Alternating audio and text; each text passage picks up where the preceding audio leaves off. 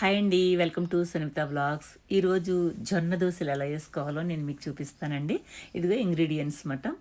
ఒక గ్లాస్ అయితే మినపగుళ్ళు అండి, అలాగే 3 గ్లాసులు జొన్నలు పోసుకుంటున్నాను నేనైతేని. ఒక గ్లాస్కి 3 గ్లాసులు అండి. మనం దోశలు వేసుకుంటాం కదా బియ్యంతో, అలా బియ్యం కాకుండా బియ్యాన్ని స్కిప్ చేసి జొన్నలు పోసుకుంటున్నాం అన్నమాట. ఎందుకంటే మరి బియ్యం అయితే కొంచెం షుగర్ ఉన్నోళ్ళకి కొంచెం కష్టం కదా, అందుకనేసి నేను జొన్నలు వేసుకుంటున్నాను అనమాట. ఇది ఒక నైట్ అంతా నానిపోవాలండి. బాగా కడిగేసుకుని మనం ఇందులో కలర్ కోసం ఒక చెంచా శనగపప్పు, అలాగే ఒక చెంచా ఏమో మెంతులు వేసుకుంటున్నాను అనమాట. వేసేసుకుని మనం మార్నింగ్ నానబెట్టుకుంటే ఈవినింగ్ నానిపోతాయండి. మళ్ళీ సాయంత్రం రుబ్బేసుకోవచ్చు అనమాట.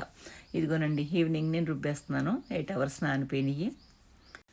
చాలా మెత్తగా రుబ్బేసుకోవాలండి. చక్కగానే రుబ్బేసుకున్నట్లయితే కనుక ఒక నైట్ అంతా నానిపోతే పిండి చాలా బాగుంటుందండి.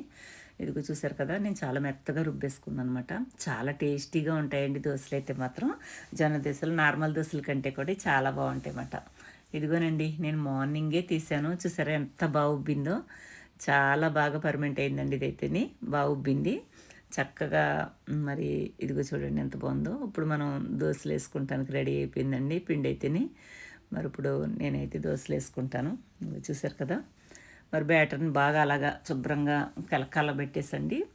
మనం ఇందులో కొంచెం వాటర్ యాడ్ చేసుకోవాలి. ఎందుకంటే స్టిక్కీగా ఉంటే కనుక ప్యానానికి అంటుకుపోతుంది కదా, అందుకని సరిపడి కొంచెం వాటర్ వేసుకుని మనం దోశ వేసేసుకోవచ్చండి. పేపర్లా కూడా వస్తాయండి. మనం ఇంకా పలుసగా వేసుకోవాలంటే కూడా వేసుకోవచ్చు. మీకు ఏ రకంగా అయితే ఆ రకంగా స్ట్రెచ్చర్ వస్తుందండి. దోశ అయితేనే అస్సలు చిట్లు పోవటం కానీ అలా ఏమీ అవ్వదండి. మంచి క్రిస్పీగా సరిపడి చాలా బాగుంటుందండి. ఎంత ఈజీగా చేసుకోవచ్చో. చాలామంది జొన్నలు దోశ రొట్టె చేయాలంటే రాదు కదా, చాలామందికి రాదండి జొన్న రొట్టెలు చేయటం. అలా రాని వాళ్ళందరూ కూడా ఇలా వేసుకోవచ్చు.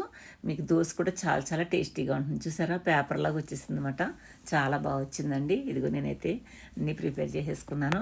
ఒక చట్నీ, ఒక కూర, అలాగే పప్పు, మూడిట్లతోటి నేను సర్వ్ చేసుకున్నానండి. ఎంత పలసగా వచ్చిందో చూసారా, చాలా బాగా వచ్చింది. చూసారు కదా, మీకు కూడా మరి ఇలాగ ట్రై చేయమని నేను ఒకసారి, మీరు రోజు దోశలే కాకుండా ఇలా ట్రై చేసి చూడండి. చూడండి ఎంత సన్నగా వచ్చిందంటే చాలా బాగా వచ్చిందండి.